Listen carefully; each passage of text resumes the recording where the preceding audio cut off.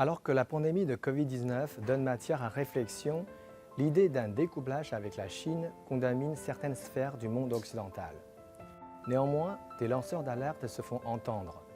Dominique Moissy, géopolitologue et conseiller spécial de l'Institut Montaigne, a récemment indiqué « Proclamer que l'on peut faire sans la Chine est une illusion coûteuse ». Dans la même lignée, je pense que cette illusion coûteuse est doublée d'une démagogie perfide et fallacieuse.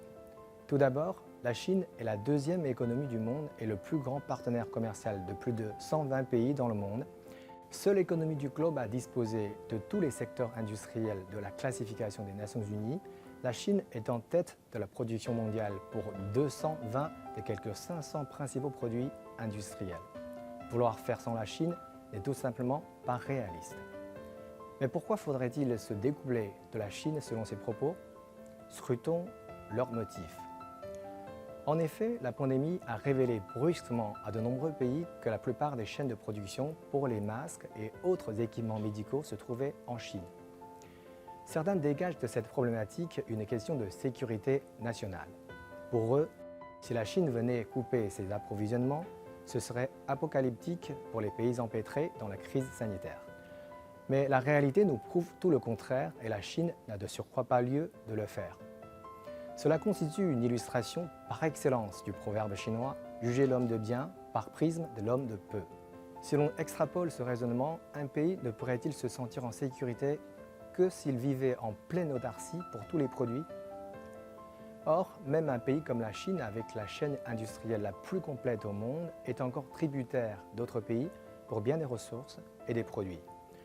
Lorsque les États-Unis répriment sans vergogne les entreprises technologiques chinoises en abusant de la dépendance de celles-ci à l'égard des puces électroniques importées, ce qui doit impérativement être mis en cause et condamné, c'est ce nationalisme étriqué qui mesure les autres à l'aune de sa petitesse d'esprit plutôt que l'interdépendance et la collaboration dérivée de la division internationale du travail. Un autre prosélytisme prêchant le découplage avec la Chine veut faire croire que cela permettrait de reprendre l'emploi aux mains des Chinois. Au cours de ces 40 dernières années, le rôle de l'usine du monde que jouait la Chine a bel et bien procuré du travail à de nombreux Chinois. Parallèlement, les bénéfices réalisés par les entreprises étrangères en Chine retournent en partie dans leur pays d'origine pour être investis dans des secteurs plus haut de gamme et y créer de nouveaux emplois. Maintenant que la Chine s'est enrichie et les entreprises chinoises investissent et recrutent à l'étranger, sans parler des produits chinois bon marché dont profitent les consommateurs du monde, cette magie de la mondialisation va de soi. Toutefois, d'aucuns, il est navrant, s'enferment dans leur manichéisme, ne voulant pas envisager une situation mutuellement bénéfique et larmoyant sur leur pseudo-sort de victimes. Cette cécité intellectuelle inconcevable laisse douter de leur bonne foi.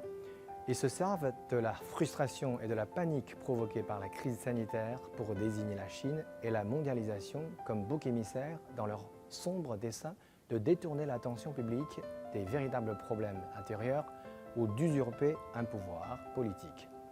Une crise grave nécessite une réflexion postérieure approfondie. La mondialisation présente certes ses imperfections, mais ce n'est sûrement pas en prônant un découplage avec la Chine, une démondialisation ou un repli sur soi que les choses vont s'arranger. Nous avons besoin, à contrario, d'un sens critique à bon escient et surtout d'une haute sagesse en vue de rendre la mondialisation plus juste, plus équitable et plus inclusive.